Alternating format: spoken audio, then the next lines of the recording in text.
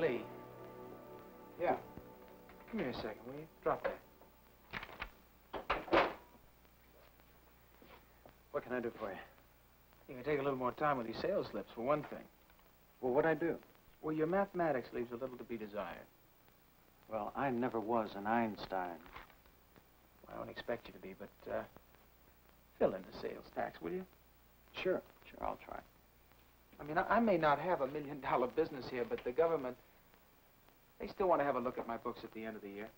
Well, look, no apologies are necessary, boss. I goofed. How do you mind if I get back to work with this overhaul? Yeah, but do me one favor, will you? Decipher that for me. Yeah, well, that's replace alternator. That's from Old Man Sawyer's pickup, isn't it? Oh, yeah, you're right. You're right. Hey, I was wondering, are you and Allison McKenzie still going together? Why? Well, because she and my brother are spending a lot of time together. And I think he likes her quite a bit. I'd hate to see him get hurt. Yeah, well, Allison's not the kind of girl to hurt anybody. Well, if you say so. I just thought if she was on the rebound, I'd like to know about She's not on the rebound, Lee. She's just on her own, that's all.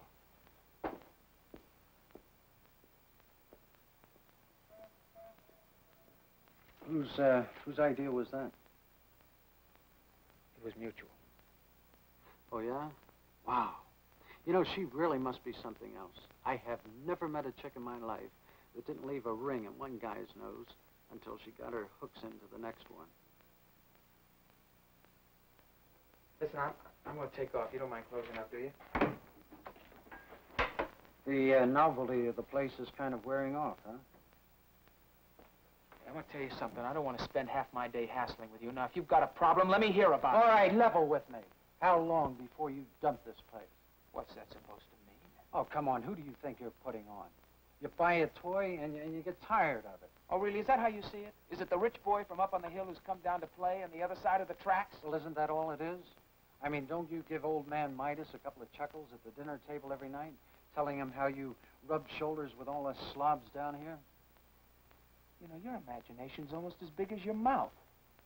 I took every cent I could dig up to put into this place, and I'm going to make it work, with or without you. With me. Don't count on it. With me.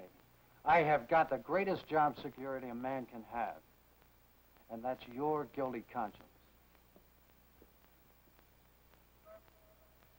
Now, you're going to have to explain that. You and me were never cut out to be roommates, Golden Boy. You're trying to make up for what you did to Joe Chernak.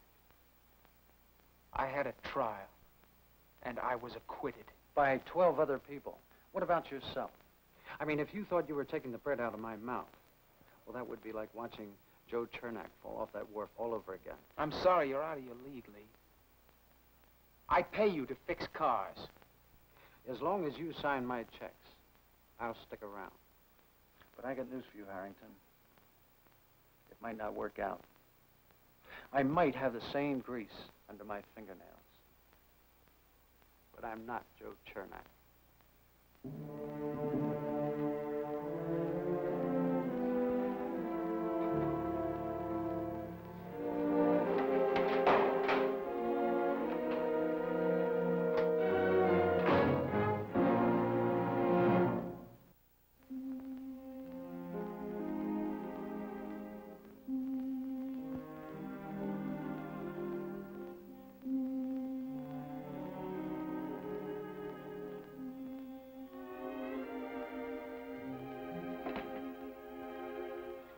Martin. Martin, wake up. What is it? I can't stand just waiting. You disturb me to tell me that. If there were anyone I could turn to, I assure you I wouldn't disturb you ever again. Get me some tea. You don't really care, do you? You've had a whole flock of lawyers preparing a new will for you so that your precious estate is protected from anything that Brian Colby might do, and that's all you really care about. Tea, Hannah, the tea.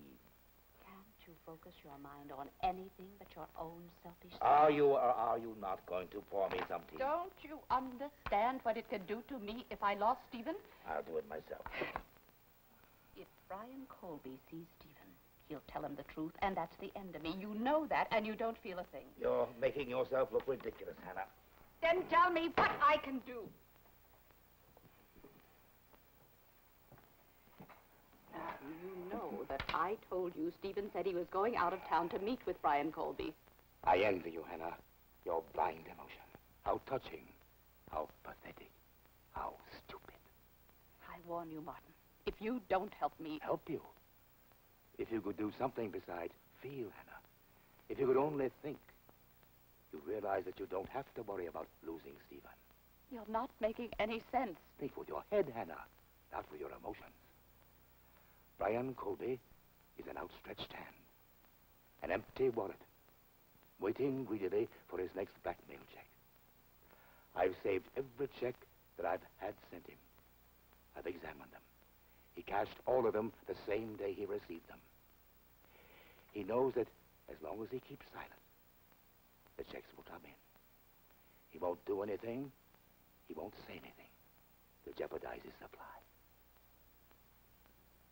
I can't count on that.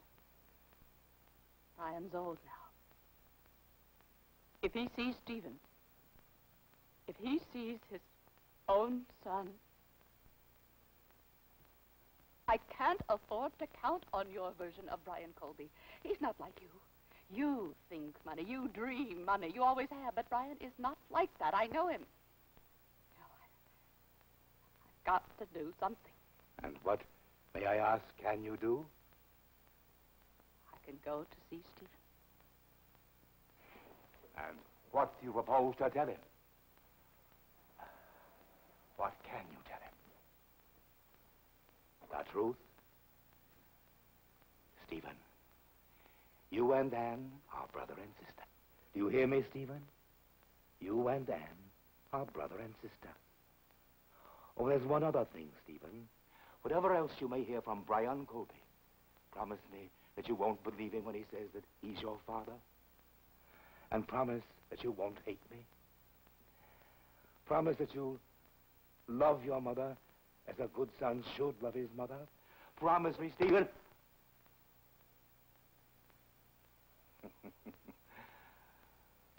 Why, Hannah, I believe you're losing your mind. I'm going to talk to Stephen. If you do, you'll ruin everything we've protected all these years. I have to talk to Stephen. There's something I have to tell him now. I forbid it, Hannah.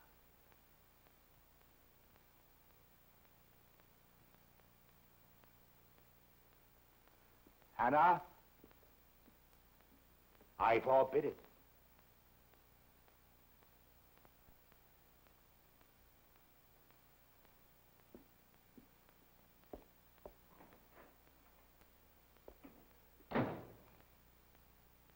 He's dying. My father's dying. The doctor said. I'm sorry to have to tell you this, but he's dying.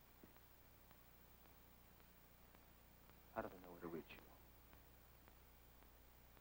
There was a letter in his pocket with my name and address on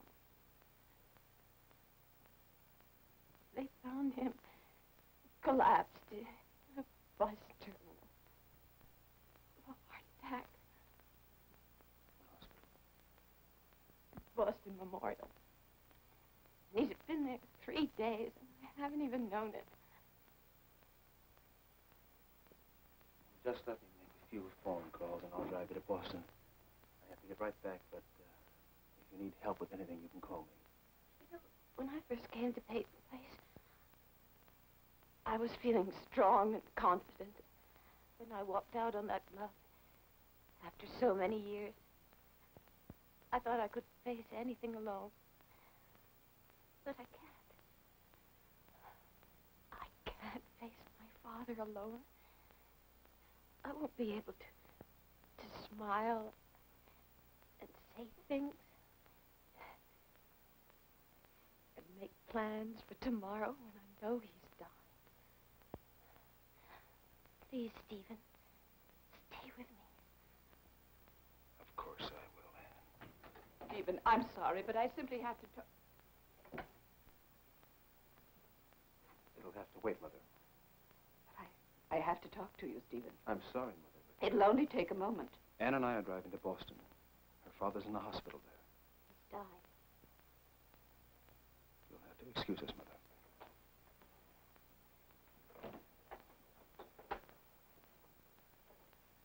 I'm sorry, Mother, but there's no time.